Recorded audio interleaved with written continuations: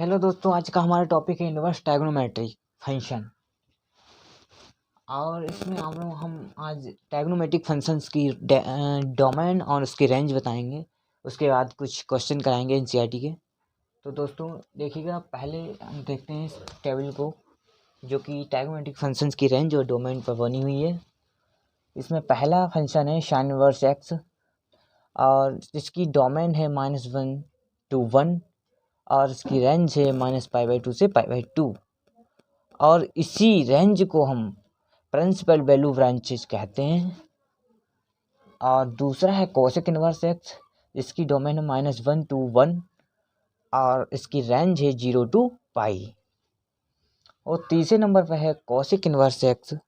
तीसरे नंबर पर cosec inverse x है जिसकी डोमेन जो है वो रियल नंबर होती है -1 से 1 को छोड़कर, और इसकी रेंज जो होती है कोसेक इनवर्स एक्स की -π/2 से π/2 होती है, जिसमें -π/2 और π/2 के बीच में जो 0 आता है उसको छोड़कर, इसीलिए यहाँ पर -0 लिखा जाता है। और सेक इनवर्स एक्स जो फंक्शन है उसकी डोमेन है -1 to 1 को छोड़कर रियल नंबर, बाकी सब रियल नंबर हैं, वो इसकी डोमेन है। और इसकी रेंज जो है 0 to π और 0 to π के बीच में जो π/2 आएगा उसको छोड़कर इसकी रेंज है।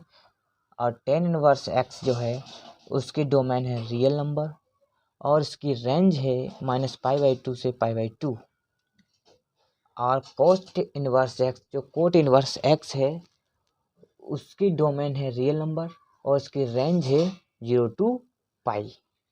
आई होप आप लोग इस फंक्शन के डोमेन और रेंज को समझ गए होंगे और याद भी कर लेंगे। और तो इसके आगे हम एक्सरसाइज 2.1 के क्वेश्चन एनसीईआरटी से कराएंगे और उसको आप लोग देखिएगा। एक्सरसाइज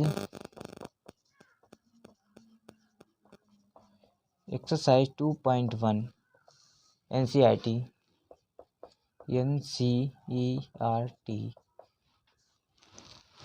इसमें पहला क्वेश्चन दिया है दोस्तों। इसमें पहला क्वेश्चन है sine inverse -1/2। Sine inverse -1/2। Sine inverse -1/2। Sine inverse -1/2। तो पहले हम इसको लेट यानी माना y = मान लेते हैं इसको, y = साइन इनवर्स -1/2। मानने के बाद हम आप लोगों ने देखा होगा कि कोई भी फंक्शन इनवर्स का होता है उसे इसके बराबर उसके होता है तो इसको उधर ले जाएं तो इनवर्स गायब हो जाता है। x = fy ऐसे बन जाता है। उसी के तुलना में जो हम यहाँ पर इसको बनाएंगे, साइन को इधर ले आएंगे तो साइन y = -1/2। ये माइनस है, इसको इधर ले आएंगे -sin y = 1/2।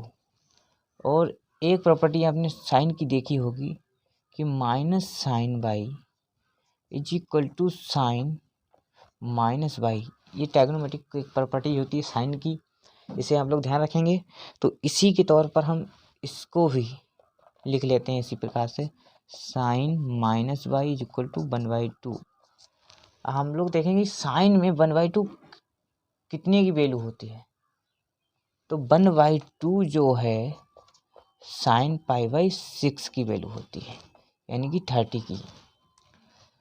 और यहाँ पर हम लिख देते हैं sin -y = sin 30 यानी कि π/6।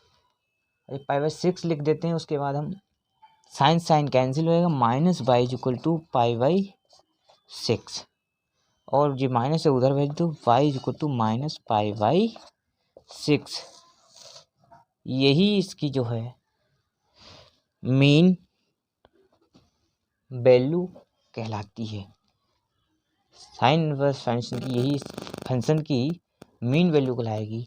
और y इक्वल टू हमने माना था साइन इनवर्स -1/2, इसकी मीन वैल्यू जो हो जाए, इसकी जो प्रिंसिपल वैल्यू मीन यानी कि प्रिंसिपल वैल्यू जो है वो साइन इनवर्स -1/2 इक्वल टू π/6 हो जाएगी, यानी कि -30 एंड -π/6 हो जाएगी इसकी प्रिंसिपल वैल्यू, जो यहाँ हमने बताई थी कि रेंज जो है इसकी, इसी को हम प्रिंसिपल वैल्यू ब्रांचेस कहते हैं, यही है प्रिंसिपल वैल्यू।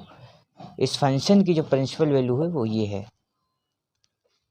तो इसमें हम देख लेते हैं -π/2 से π/2 के बीच में ही तो आएगा -π/6, इसलिए दिस इज करेक्ट। इसके बाद दोस्तों दूसरा क्वेश्चन देखेंगे। दूसरा क्वेश्चन है कोस इनवर्स √3/2। कोस, दूसरा क्वेश्चन है, दिख रहा होगा दोस्तों, क्या है, कोस इनवर्स √3/2। ये क्वेश्चन है आपका √3/2, कोस इनवर्स √3/2, और इसकी मीन वैल्यू ज्ञात करने के लिए इसे भी हम लेट यानी माना y equal to cos inverse √3/2। उसी प्रॉपर्टी के आधार पर इसको भी इधर ले आएंगे, कोस इनवर्स नहीं, कोस y इक्वल टू √3/2। और कोस में हम देखेंगे √3 वैल्यू किसकी होती है। कोस में √3/2 वैल्यू जो होती है, कोस में √3 वैल्यू होती है कोस π/6 की, यानी कोस 30 की। और कोस बाई इधर लिख लेते हैं, कोस से कोस कैंसिल हो जाएगा, और y equal to cos π/6।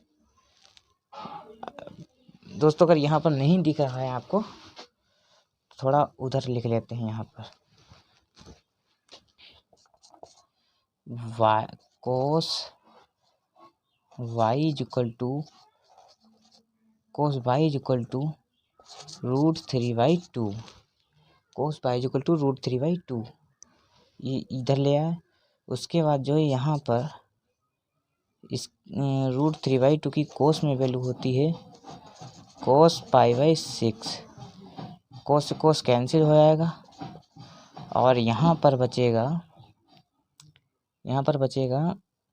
y equal to π/6, और हमने माना था कोस इनवर्स √3/2 इक्वल टू π/6, यही इसकी प्रिंसिपल वैल्यू हो जाएगी। तो दोस्तों आई होप हम लोगों को समझ आया होगा। इसके जो आगे के क्वेश्चन हैं आपको अगली वीडियो में मिलेंगे। ओके, जय हिंद दोस्तों।